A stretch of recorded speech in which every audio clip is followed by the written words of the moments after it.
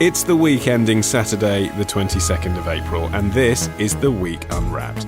In the past 7 days, we've seen a snap election called by Theresa May, Trump's armada heading for Australia away from Korea, and Serena Williams revealing she won the Australian Open whilst 2 months pregnant. But we're here to bring you some of the stories that passed under the radar this week. The big news not making headlines right now, but with repercussions for all our lives. I'm Olly Mann. Let's unwrap the week. And with me today from the week's digital team are Elizabeth Carr-Ellis, Ashley Wassall and Cameron Tait. And to start the show with her top pick of the week, it's Elizabeth. What have you brought with you? This week it's a reminder of why 70 years on we still have to fight for our rights. In the older democracies, we have learned sometimes we bow to the will of the majority. In doing that, we do not give up our convictions. We continue sometimes to persuade, and eventually we may be successful. But we know that we have to work together. So we believe that when we have made a good fight and the majority is against us, it is perhaps better tactics to try to cooperate. Speaking to the UN General Assembly back in 1948, you get all your current affairs clips here, folks. That was Eleanor Roosevelt. Elizabeth, she was speaking about the Universal Declaration of Human Rights, adopted by many countries after the Holocaust. Why are you bringing that to our attention this week? Isn't she magnificent? This week I discovered there's such a thing as human rights cities, and the reason I found this out is York next week will announce it's going to become the first human rights city in the UK. Okay, what does that mean? It means that it will put the idea that human beings are, to quote Eleanor, born free and equal in dignity and rights, and it puts that at the heart of all its activities. Is that not enshrined in the European Convention on Human Rights anyway? It is, and that's something that the Tories want to get rid of. Yeah, but they're not. So why does York need to come out and do this? This is the interesting point. It's putting the emphasis on communities improving their own lives, taking their own rights into their own hands, and not leaving it up to the government to do. So would you like to see more of this, chaps? More of our local communities having their own human rights policy? The thing is, it's not a sort of general universal policy in this case, is it? It is a city self-declaring itself as a human rights city because it's going to put the Universal Declaration of Human Rights at the heart of everything it does. It's quite wishy-washy. I don't even know what that means. I'm assuming it means that, you know, they're going to make sure they put this into procurement processes or when they're hiring people. But when you look at the Declaration of Human Rights is designed to protect the right to life, to protect the right not to be tortured, the right to seek asylum from persecution, among others. How is that going to affect getting a new IT contract for York City Council? It's been a while since the Vikings, hasn't it? It's true. Most people aren't being tortured when they apply for jobs in York. There is this idea that the Declaration of Human Rights is one fixed thing. It has never been that. It is about individual countries using it to set their own policies, which is what Eleanor Roosevelt says in that piece. It's about cooperating together and working together. You might not all agree on what human rights are, but if you take this as your basis and work on it. So in York, it's going to be looking at anti-discrimination policies. It's looking at education, making sure everybody has the right to a good education. But everyone does have the right to a good education.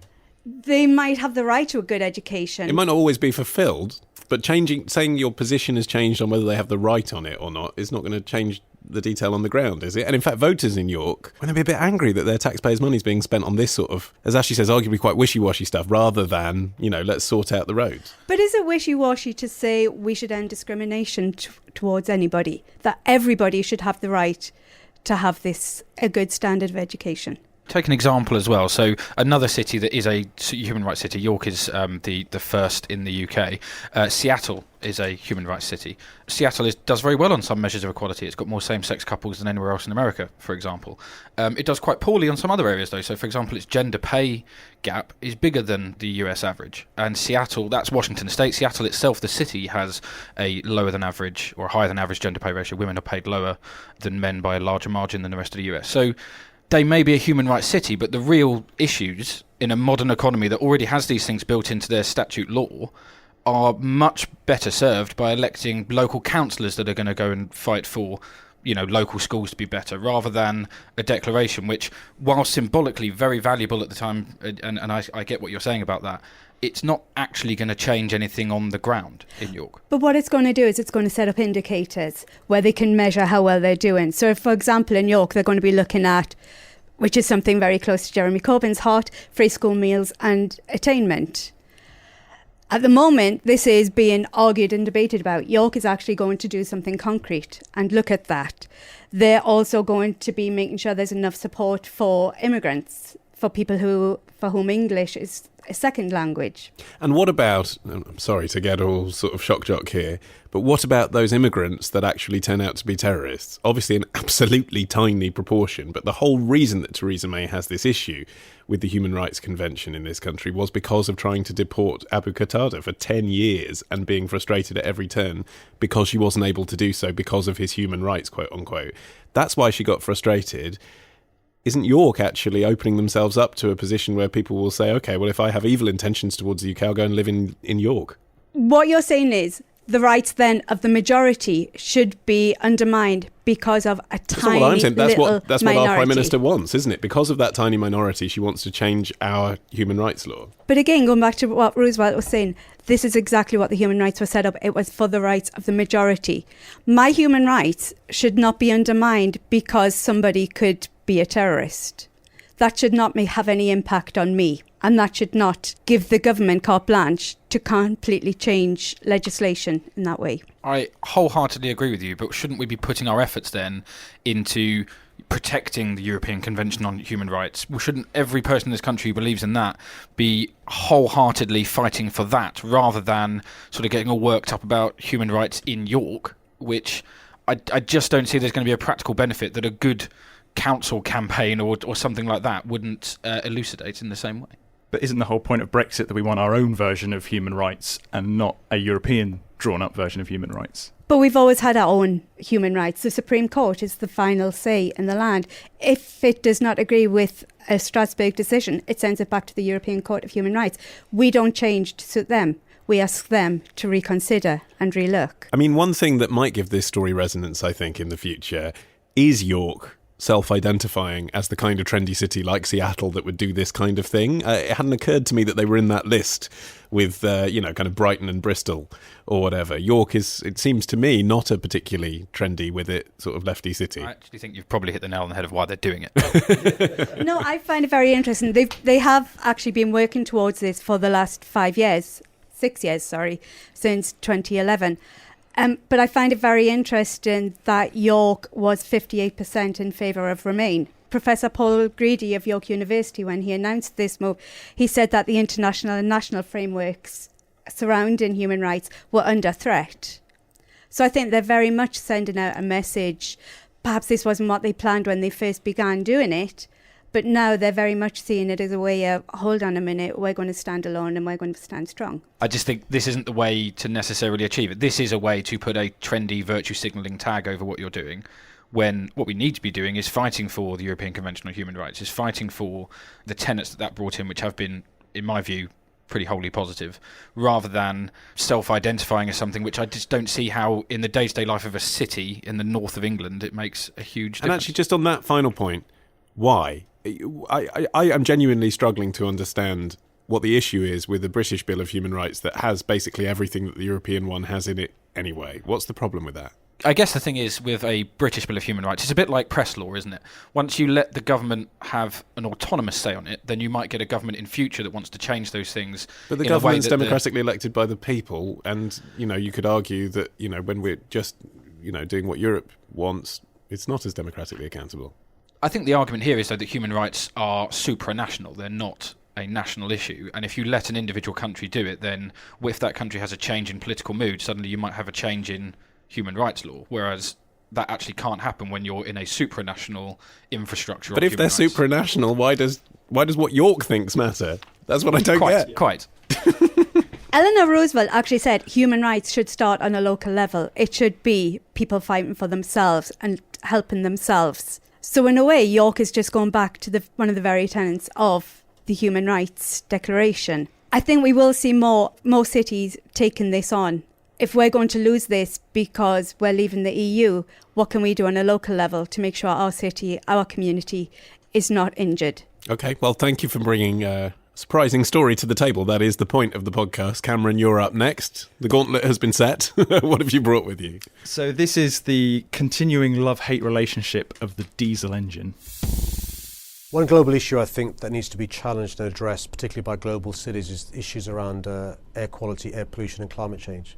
I think the reality is most people live in cities. It's mayors around the world have got to grapple the issue of pollution and climate change. So in London, for example, almost 10,000 Londoners died last year because of poor quality air pollution. There are children in parts of London whose lungs are underdeveloped. I've got a responsibility to try and fix the air in London, whether that's taking off the streets the most polluting vehicles, making clean vehicles have an incentive and a carrot to use electric cars, making sure that public transport and buses are powered by electric, hydrogen or hybrid. It's a problem that needs to be grappled with. We've got a choice. We can be the last generation that doesn't get it or the first generation that gets it. Mayor of London Sadiq Khan there, speaking at the Chicago Council of Global Affairs, to which I presume he flew. Only 15 years ago, diesel was thought of as clean fuel, so what's changed? Tests, lots and lots of tests, has changed the outlook of the diesel engine. So as you said, 15 years ago, the Blair government essentially introduced tax cuts on diesel engines because the tax rulings were done purely on CO2 emissions. And a diesel engine produces less CO2 emissions than a petrol engine does. So therefore, it is better for the environment, the ozone layer. But what recent tests have found over the previous, say, 3 years, is that diesel engines produce more NOx gases. Now, NOx gases are much more harmful to air pollution and to kind of what we intake, and that's what is causing a lot of these deaths, again, over the past year. And so why has this story come to a head this week? Well, it's something that Sadiq Khan over the last few months has been really pushing to get a ultra low emission zone in London, so to basically clear out all old high emission vehicles to improve the air quality. Now, we've always kind of known, again, over these last few years that diesel cars have been not particularly good for our health, but it's only within this last couple of weeks that it's really ramping up and that they're trying to get them off the streets. So what's happened this week is that there are reports that the government will introduce a £2,000 incentive to get rid of your old diesel car. But I read that that's possibly being done by postcode. Is that still the current plan? That actually only if you live in an area with particular problems around emissions will you be able to get your money back in a scrappage? It depends. It could be done by postcode. It could also be done by the age of your car, because it's up to £2,000. So the big problem that there is in London is it's cars that are over the age of over 12 years old, essentially. Anything that's over 12 years old is considered dangerous and they want to get them off the road, which, considering, isn't particularly old, really. And the problem with that is that those kinds of cars, older cars that you were encouraged to buy because they were cheaper in the first place, are cars that are owned by poorer people. Yeah, the reports I saw suggested that there might be a couple of measures to limit this, which is partly because the government doesn't want to spend too much money on it. Would be that it could be that it's low-income people who get the help as well. It could be sort of effectively a means-tested benefit, which, again, you would probably assume that correlates with slightly older cars. The whole idea is that it might be kind of targeted towards lower income households, but the kind of incentive would be up to £2,000, which, in my opinion, is an incredibly small amount of money. It's not going to buy you a new electric car, is it? Not at all. And considering, by the way, have you had your ride in a Tesla yet? I haven't had it. No? Again, it's in May. Interesting. Oh, it's in May now, is it? It's in May. But there's a chance I might not be old enough to drive it. Well, how old do you have to be to drive a Tesla? I have to be 25, and I've just turned 24. So we could be looking at a 2018 one member review of a car that came out in 2016. Brilliant. One member of the week may be driving the Tesla. That is an ongoing story. Elizabeth, you have supported the idea of human rights zones around our cities. Do you support the idea of ultra-low emission cities as well? I certainly do. I've noticed since coming to London, my breathing is terrible now. I'm really affected by the pollution in this city. You can notice it. And when I went to the doctor, he straight away says, well, you moved to London. By which means, though? Because you've got to be sure that you're doing it in a way that isn't penalising people for having done what the government asked them to do and bought what they were told was a environmentally friendly car. Oh, I'm afraid I would go all out fascist on this and just ban the cars from the city centre, full stop. I walk everywhere. I don't see the need to have a car in London. It's ridiculous to have a car in London. But you need trucks and lorries to deliver goods to Selfridges That's or whatever. fine, yeah, you need them. But those are the ones that are polluting as much as the cars. Then you do emission tests and you cut down the emissions and you do it that way. But for cars themselves, I would take them out of every city centre going. Actually, something that could be done, and this is quite radical, and we've seen controversies around the close relationship allegedly between David Cameron and George Osborne and Uber in the past few weeks. But something that could be done, surely, is insist that if you have a private hire licence in London particularly, it needs to be an electric vehicle.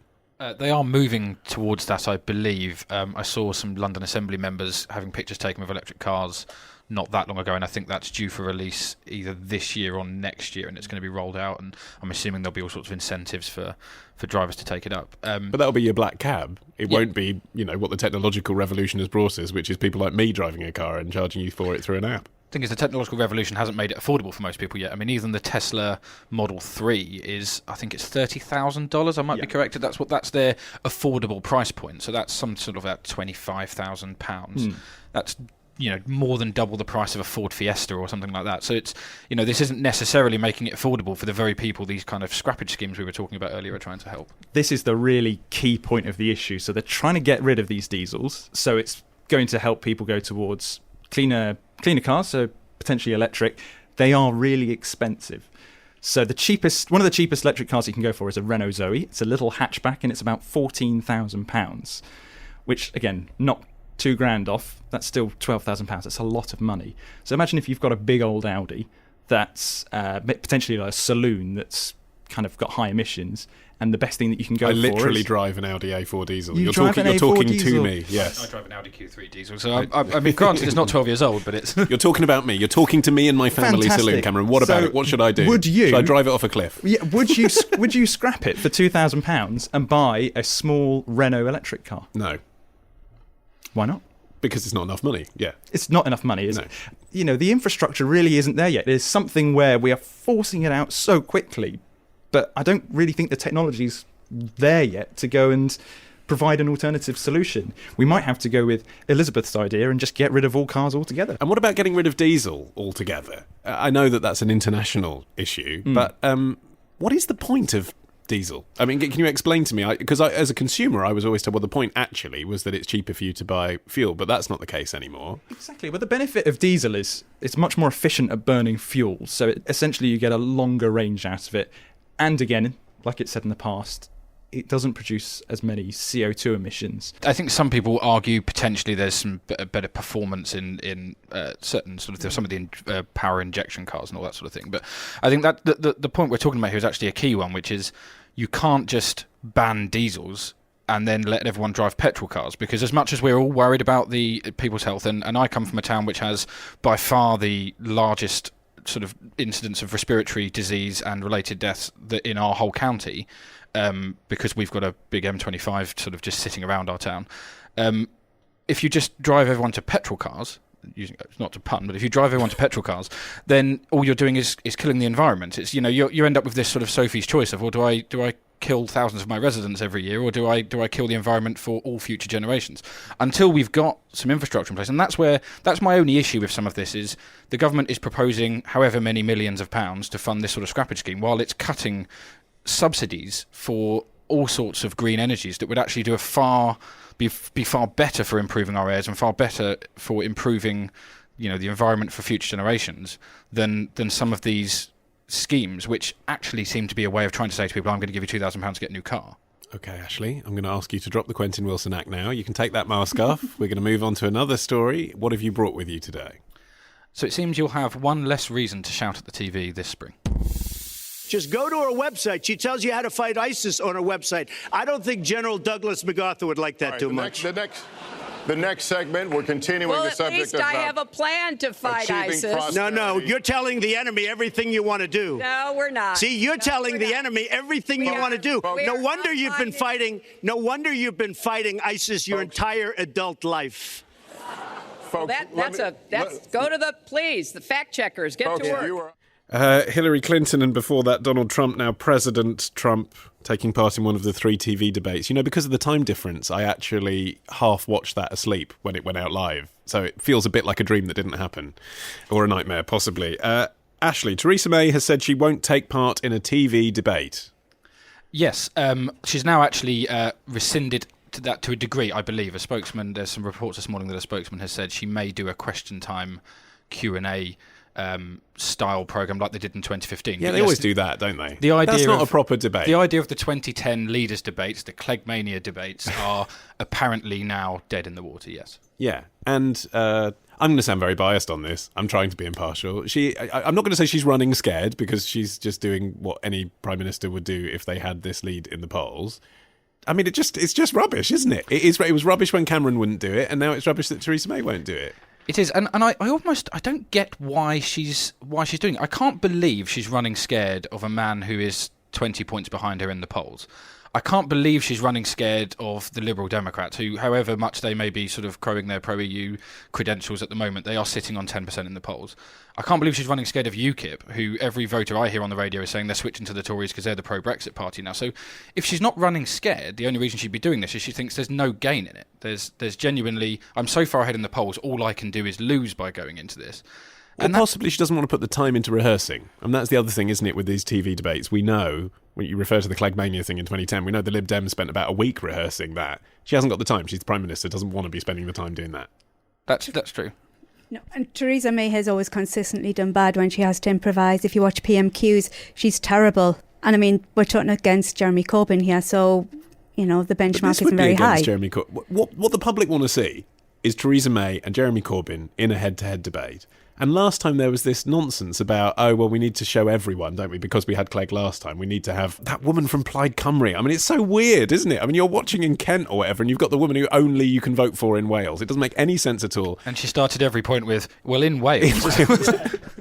I mean, it's just bizarre. I don't understand why we can't see Theresa May and Jeremy Corbyn head-to-head. So what is happening now? That ITV have said they're going to stage a debate anyway. ITV said they were thinking of empty chairing her, which was the call from Tim Farron, empty chair the Prime Minister. And I think in response to that is why she said she'll do the question time thing, which was Cameron's ploy in 2015. It seemed to work. The broadcasters seemed to go for that.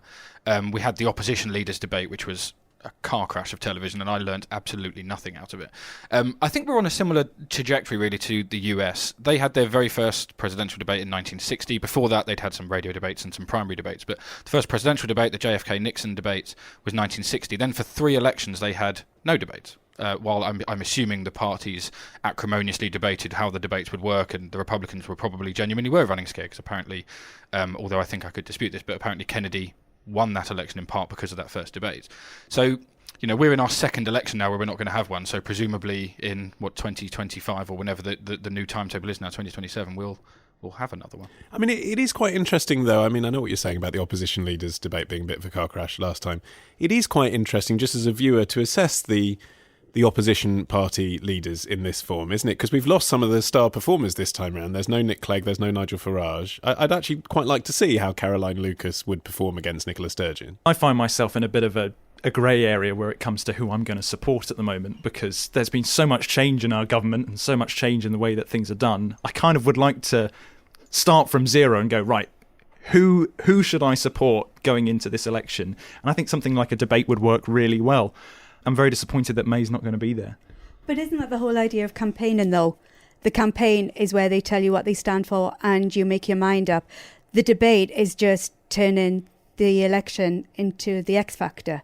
And it's who looks good on camera and who makes the best sound bites. That's it. But you wouldn't say that about a local hustings. Oh, it's like bringing the X Factor to our village hall. Isn't it just like a national hustings? That's the idea of them. I think, unfortunately, the debates have to an extent been devalued. I think we saw in Clinton versus Trump, effectively what you got was 2 very partisan people tearing chunks out of each other. The electorate learnt nothing. it added nothing to the sum of human knowledge and everyone voted how they were probably going to anyway.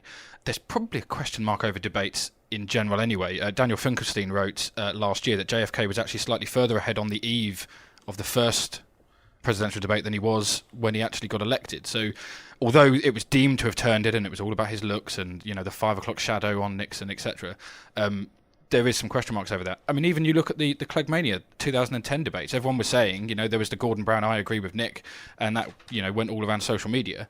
They gained 1% share of the vote and lost 7 seats. It wasn't as if this was a big turning point for the Lib Dems. They actually went, in some respects, in parliamentary terms, backwards. So I kind of agree with you that I don't think they actually changed the vote too much. But at the same time, I just think this is the biggest symbolic kind of event that happens around, or that can happen around an election. And I think in the modern age, when we are so audiovisual and in the way we consume our media and certainly on social media, I think it's a shame for the electorate that we're not having this. And I would like to see Facebook Live debates. That's where all the millennials are, right? Let's have a Facebook Live debate between them. Definitely, yeah, that would be such a good idea. And again, like you said, it's the kind of the younger generation like this audiovisual way of digesting what these party leaders are feeling. So I kind of find that the kind of old way of going around and campaigning, I don't know, I think it provides maybe too much distance between the younger generation and the parties. So you want to be spoon-fed sound bites? I think it's because that's all it is. It's sound bites which they have rehearsed and rehearsed and rehearsed, and they will turn every question over to what they say. So you're not going to get to the depths of it that you would with your own research. But isn't campaigning also just sound bites that they've rehearsed and they've gone somewhere and they've gone and handed out what they've rehearsed? Whereas I find a TV debate is a good starting point. It'll provide you something where you think, okay, that might be interesting. I'll go and research that online. Actually, I think debates in general, and you made the point about hustings earlier. I think hustings. Let's take it out of the TV context, for example. Hustings are far better than one man on a soapbox. John Major won the election in 1991 by standing on a soapbox everywhere. But the point is that actually debates force people to answer your question, not their own question. Whereas if you go to like you look at the Question Time things in 2015. They genuinely were just a collection of sound bites. Ed Miliband's line of "I am tough enough." I made Obama tough changes. Am I tough enough? Hell yes, was the quote. Yeah, quite. So I think the idea of a debate where you actually have leaders who could put each other on the spot, that's where you might elucidate some real information. As soon as you have one leader doing their rehearsed performance in front of a probably selected audience, then that's when you don't get any proper insight into the candidates or anything beyond what you're going to get on your election leaflet anyway. The thing is, isn't it, that our Prime Minister's being inconsistent about this? Because she says on the one hand, which is a case that I can understand, essentially, I'm not a show-busy political performer, I'm all about grassroots, I'm all about going out and campaigning and talking to people face-to-face, and therefore I don't want to take part in the showbiz of the leaders' debate because it's not about the leader, it's about your local MP and fighting for issues. But then when she actually stands up on her soapbox, all she talks about is Jeremy Corbyn and his personality. So those two things are clearly inconsistent, aren't they? Either it's about who you're voting for as a leader or it's about the issues, but you can't have it both ways. But this is the woman who has said for the last year that she's not going to hold a snap election, and then suddenly we're holding a snap election. Inconsistent is her middle name. What is the resonance of this story, though? Because we've slightly cheated the format. I mean, this hasn't been the big talking point of the week, but the snap election has been, and this has been a talking point. Why have you chosen this issue of whether or not the Prime Minister is being a chicken as your big story of the week? I think what's interesting about this story is not actually about this election. It's actually about how do we relate to our politicians.